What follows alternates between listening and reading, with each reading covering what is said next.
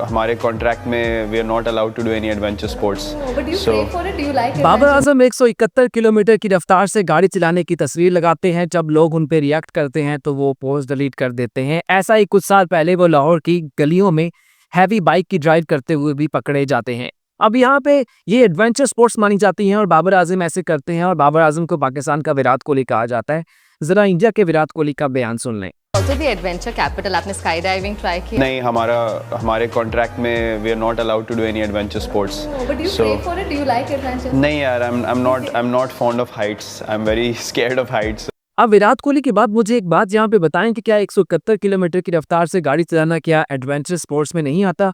एक heavy bike को लाहौर की गलियों में सड़कों पे चलाना और उसमें बाकायदा कोई सेफ्टी टूल्स के बगैर उसको चलाना और सिर्फ आपने हेलमेट पहना हुआ है और आपको लगता है कि आप बिल्कुल इसको ठीक कर लेंगे, ये क्या बात ठीक मुनासिब है? मतलब ये जो स्पोर्ट्समैन होते हैं, ये जो खिलाड़ी होते हैं, ये सिर्फ अपने लिए नहीं खेल रहे होते, ये पूरी कौम का एसेट होते हैं, पूरी कौम का ये खजाना होते हैं। आप for example Babar Azam 171 kilometre की रफ्तार से गाड़ी चलाते हैं, अचानक ये गाड़ी अपनी किसी के साथ ठोक देते हैं। कोई एक शख्स जो है वो अपनी 120 किलोमीटर की रफ्तार से गाड़ी चला रहा है, उसमें जाके लग जाती है, किसका नुकसान होगा? बाबर आजम अपना नुकसान तो करेंगे, पाकिस्तान की कौम का नुकसान भी करेंगे। एक शरीफ शख्स जो अपनी प्रॉपर राइडिंग के साथ चल रहा है, आप उसका भी नुकसान करेंगे। मैं यहाँ पे अपने देखने वालों को बता दूं कि पाकिस्तान की सबसे बड़ी जो हाईवे है ना, वो मोटरवे कंसीडर की जाती है। मोटरवे पे 120 स्पीड को कहा जाता है कि ठीक है, 130 तक को भी एक्सेप्टेबल कहा जाता है कि चले ठीक है, 10 का इतना मार्जिन देते हैं। लेकिन जब आप 140 तक जाते हैं, 150 तक जाते हैं, तो मोटरवे पुलिस ना सिर्फ आपको फाइन करती है बल्कि बाज़ औक़ात तो आपको हवालात में बंद भी कर देती है कि आप अपना भी नुकसान करेंगे, साथ किसी और का भी करेंगे। और यहाँ पे बाबर आजम चला रहे हैं 171 किलोमीटर की रफ्तार के साथ गाड़ी। मतलब इतनी रफ्तार है कि इसको अगर स्ट्राइक रेट में कन्वर्ट किया जाए तो ये T20 में काफ़ी अच्छा स्ट्राइक रेट माना जाता है। हालांकि बाबर आजम का अपना जो T20 का स्ट्राइक रेट है ना, जिसको 177 होना चाहिए, वो 129 है। और यहाँ पे जो 129 तक इनका स्पीड होनी चाहिए गाड़ी चलाने की, वो इनकी 171 किलोमीटर है। बाबर आजम को ये सेंस होनी चाहिए कि अगर इस सारे सिनेरियो में फॉर एग्जांपल अभी 2023 में जो इनकी वीडियो वायरल हुई थी, इनका एक क्लिप वायरल हुआ था जिसमें ये लाहौर की सड़कों पे हैवी बाइक ड्राइव चलाते हुए देखे गए हैं। ना इन्होंने कोई प्रॉपर जैकेट पहनी हुई है, ना इन्होंने अपनी कोहनियों को कवर करने के लिए, अपने गिट्टे गोडों को कवर करने के लिए मुनासिब कोई आलात पहने हुए हैं।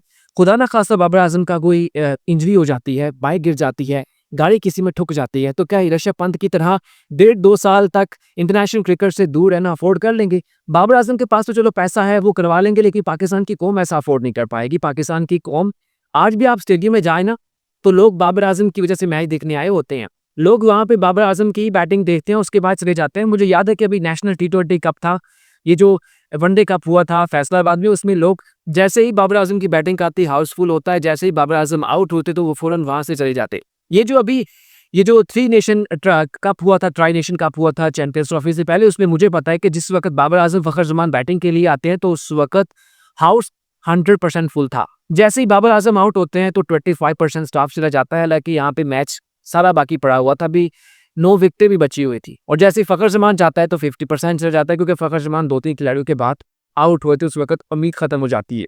तो अब यहाँ पे सवाल बनता है कि ऋषभ पंत अपने देरी वाले कार एक्सीडेंट की वजह से उनमें आग लग जाती है, वो काफ़ी अर्सा क्रिकेट से दूर रहे हैं, उनका तो चलो कमबैक हो गया। ये वही खिलाड़ी है जिसने 2024 के T20 वर्ल्ड कप में वो मैच जिसमें ऋषभ पंत ही मेरे ख्याल में वाद फर्क था कि उसने ऐसी पिच पे जहाँ पे अच्छे रन्स नहीं बन रहे थे उसमें थोड़े से जल्दी रन्स बनाए, बेशक आउट हो गए, लेकिन मैच फंसा के इंडिया को मैच जिता के बाद में वो जो जसप्रीत बुमराह था उसमें मैच बनाया।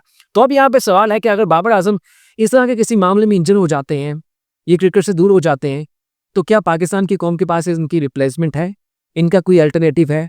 आप भी कहेंगे, मैं भी कहूँगा कि बिल्कुल नहीं है और वाकई नहीं है। बाबर आजम का इस वक्त जो मिडिल ओवर्स में ये जो हमारे मिडिल ऑर्डर है उसमें कोई ऐसा नहीं है जो बाबर आजम को रिप्लेस कर सके, इतना एक्सपीरियंस भी नहीं है। अब यहाँ पे बाबर आजम के क्रिकेट फैंस का भी, जो उनके बाबरियन आर्मी है, वो भी इस बात पे अक्सर मुझे क्रिटिसाइज करते हैं कि बाबर आजम को जितना लंबा क्रीज पे नजर आना चाहिए उससे ज़्यादा ये ऐड में नजर आते हैं, बहुत एड्स करते हैं, बहुत पैसा कमाते हैं। लेकिन यहाँ पे मैं बाबर आजम से एक और चीज़ भी कहना चाहूँगा कि मुझे पता है कि आपके पास बचपन से ही दावा किया गया था जो बाद में झूठा निकला, सच्चा निकला, मुझे नहीं पता, कि आपके पास HTV लाइसेंस भी है, मतलब हैवी व्हीकल का लाइसेंस भी है, आपके ऊपर ये इल्ज़ाम भी लगा है, ये आपका पर्सनल मैटर है। लेकिन कम से कम ये जो आपका कोई ड्रेसिंग सेंस वाला है ना, जो आपका डिज़ाइनर है, जो आपको कहता है कि ये कपड़े पहने, अगर आपका है तो प्लीज़ उसको चेंज कर ले, कोई मॉडल लेकर आए। मतलब बाबर आजम के जितने भी आउटफिट होते हैं ना, वो जो उन्होंने शुरुआत में पहनी होते हैं उसमें पजामा पहना होता है, इनकी जो पैंट्स भी होती हैं, ट्राउज़र होते हैं, वो भी बाकायदा ट्रिम किए होते हैं, मतलब कि तंग किए होते हैं। हालांकि आज से 10-15 साल पहले तक ऐसा ट्रेंड था कि वो तंग किस्म के पजामे इस तरह की पहने, आजकल खुले डुले पहनते हैं।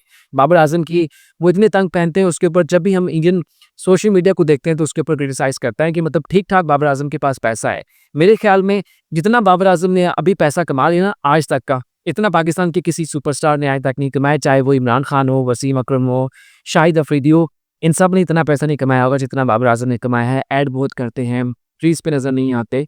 अब यहाँ पे बाबर आजम के बारे में एक और चीज़ भी आई सामने है कि अभी उन्होंने ये जो अंदरून लाहौर है, बादशाही मस्जिद के सामने एक मशहूर होटल है, रेस्टोरेंट है, वहाँ पे एक तस्वीर लगाते हैं कि ये जो लाहौर से मोहब्बत है ये किसी और से मोहब्बत है, इसके अकॉर्डिंग। अब यहाँ पे एक रूमर आने लग गया है कि बाबर आजम शायद अनकरीब शादी करने वाले हैं, उनको उनका हमसफ़र मिल गया है। तो मैं खुद कहता हूँ कि बाबर आजम की एज काफ़ी हो गई, अब उन्हें शादी कर लेनी चाहिए, कुछ अपनी लाइफ में चेंजिंग लेकर आनी चाहिए। क्योंकि बाबर आजम के बारे में कहा जाता है कि ये अपने बहुत से फैसले खुद नहीं करते, बल्कि टीम सिलेक्शन के बारे में भी कहा जाता था कि बाबर आजम के बजाय इनके किसी मेंबर का नाम लिया जाता था। अब मुझे नहीं पता कि सच्ची है बात नहीं है। अब यहाँ पे एक और बात भी सोशल मीडिया पे अक्सर कही जाती है कि ये जो पाकिस्तान के क्रिकेटर्स है ना, कि जब इंटरनेशनल टूर पे जाते हैं, ये जब फॉरेन टूर्स पे जाते हैं तो वहाँ पे लेट नाइट तक जागते रहते हैं। जाग के वहाँ पे कोई प्लानिंग नहीं कर रहे होते कि हमने कल को किस बैटर को कैसे आउट करना है और किस बॉलर को हमने कैसे चौका छक्का लगाना है, स्ट्राइक रोटेट करना है, बल्कि ये ऑनलाइन गेम्स खेल रहे होते हैं, पबजी खेल रहे होते हैं। वहाँ पे फायर फॉर जो है ऐसी गेम्स हैं उनको ये वहाँ पे